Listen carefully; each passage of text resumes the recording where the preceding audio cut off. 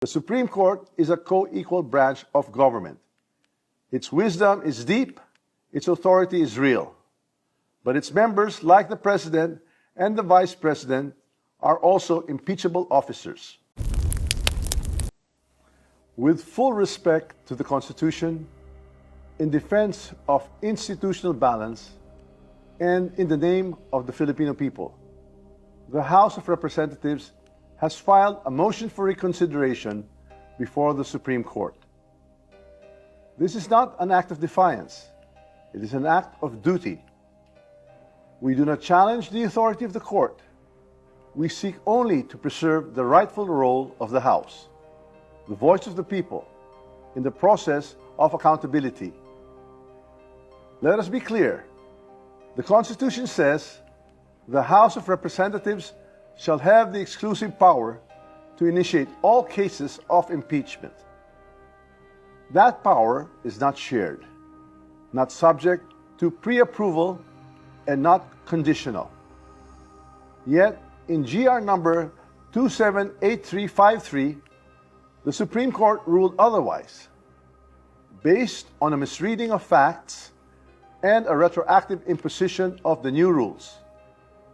On February 5, 2025, the House transmitted the fourth impeachment complaint, filed and signed by 215 members, to the Senate.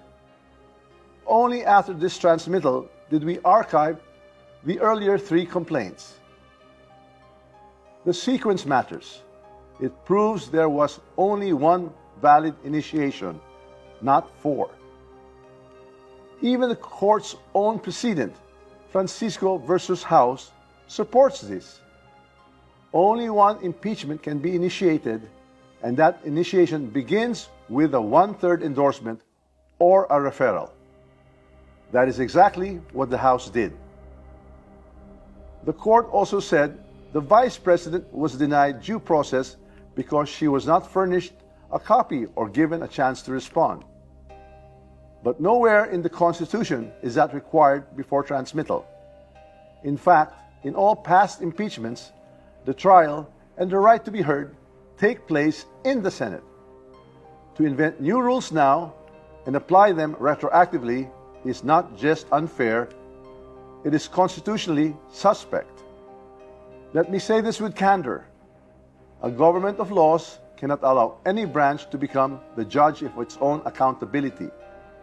The Supreme Court is a co-equal branch of government. Its wisdom is deep, its authority is real. But its members, like the President and the Vice President, are also impeachable officers. When the court lays down rules for how it or others like it may be impeached, it puts itself in the dangerous position of writing conditions that may shield itself from future accountability. That is not how checks and balances work. We filed this motion for reconsideration not to provoke, but to protect. Not to assert supremacy, but to restore balances. Because if impeachments can be blocked by misunderstood facts or rules made after the fact, then accountability is not upheld, it is denied. To dissent is not to defy. To demand accountability is not to destabilize. To insist on constitutional integrity is not to weaken democracy, it is to strengthen it. We speak now not because it is easy, but because it is necessary. The House will not bow in silence. Tama! Hindi sa pag-usapan yung baha. Nakaka-high blood pala talaga yung init, ano? Relax lang.